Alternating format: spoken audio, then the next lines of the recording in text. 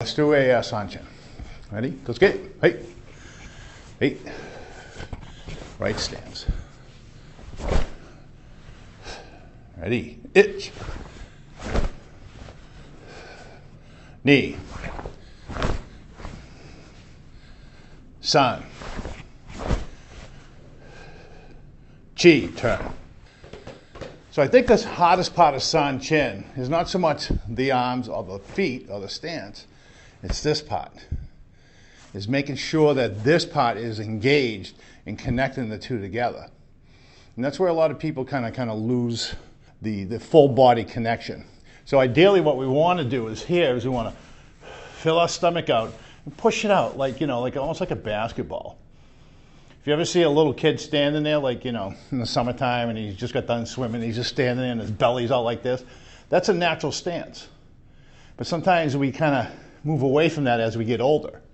So we want to make sure that belly is pushed out, because what it does is it actually protects the inner organs.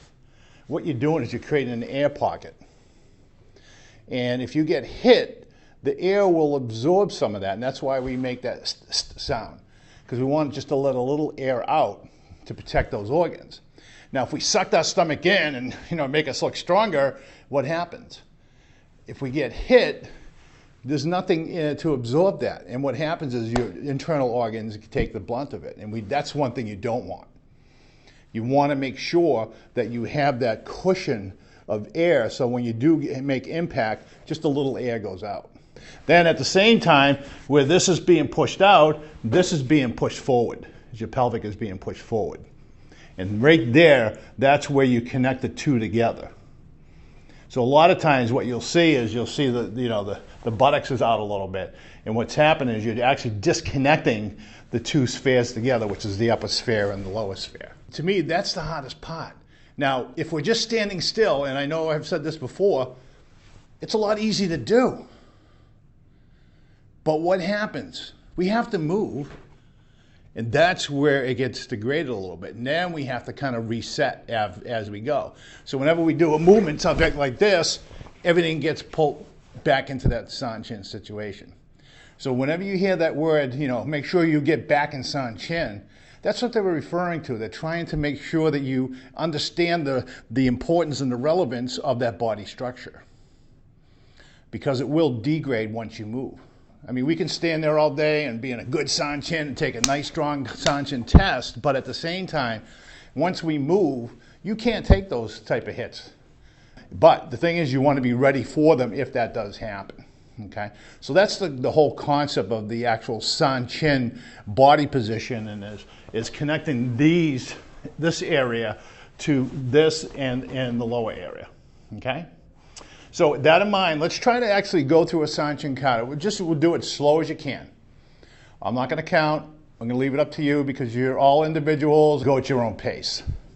So what I want you to do is I want you to kind of maintain that structure. And a nice little thing to do is when you're actually doing the stomach portion of it, push your stomach out and talk. So, because what you want to do is you want to make that as natural as possible. So you want to maintain that air. We want to make sure that that's always full. So right at this point, you notice how you kind of get that little pelvic tilted forward. And also what it does is it actually straightens your spine out. And that's important to remember, that you're actually doing your back justice. You're putting it in perfect alignment, and that's what you want. And that's why you don't have many back problems when you do Sanchin, because you're constantly working that flexing motion. And Ray. Okay. Did anybody feel a difference, or is that something you've already been doing? Did you feel a difference? Yeah, just put it down a little bit. Okay, that's okay. That's all right. So it's as long as you're kind of understanding what you're supposed to be doing.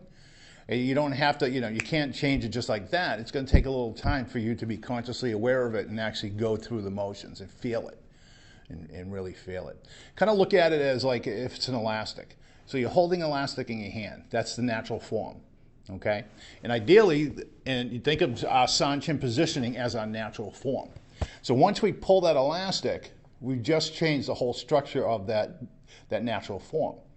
So that stretching of the elastic is your movement. Now once that elastic comes back to natural form, it's it's what it's supposed to be. So that's kind of like almost the same concept as your Sanchin, where this is your natural form and the movement is the stretching. And now you want to go back to the natural form. So just kind of think of like doing this with an elastic, right? You kind of stretching it and then pulling it back, stretching and pulling back. So ideally, that's what you were doing. As we move, we're stretching it, and then as it goes back, then that's our natural form. So just kind of keep that in mind when you're doing a Sanchin, because it's going to help you in anything that you do, whether it be the kumite, the bankais, the other katas. You still want to maintain that concept and that structure. That's an important part of the Sanchin, is that upper and lower sphere need to be connected somehow.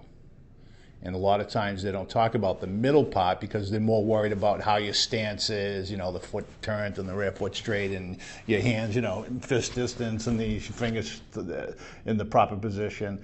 So that's a lot of times, that's where we stop when we start teaching somebody. But then this section here is what we really need to deal with, because this is going to connect all of it together. And that's ideally why we do Sanchin, is just to have that basic understanding and basic foundation of why we do it, okay? And that's why whenever we do like horse stances and stuff like this, you notice our body is upright. It's never leaning forward, because once we're leaning forward, now we're compromised. So we always want to keep something. And now in this position, it's very hard to tuck under because you got your stance, your quads going out this way. But the concept is still there. You still want to stay tucked under somewhat, okay? Or even if you're doing the Seisan knee strike here, you want to still stay tucked under here, just the torso bends over a little bit. So you're not doing this. You're not bending over like this, because now you're weak and somebody can pull you down. So you want to maintain that Sanchin and just bend the torso over a little bit, okay? So, I mean, it like I said, it transcends into all that you do in the rest of the style. So it's important to have a good understanding and a good fundamental idea of what that structure should be. All right, I know I rant on things, so don't say, come on, let's go, I want to do more kata. But understanding it is probably just as important as doing it, and you got to remember that.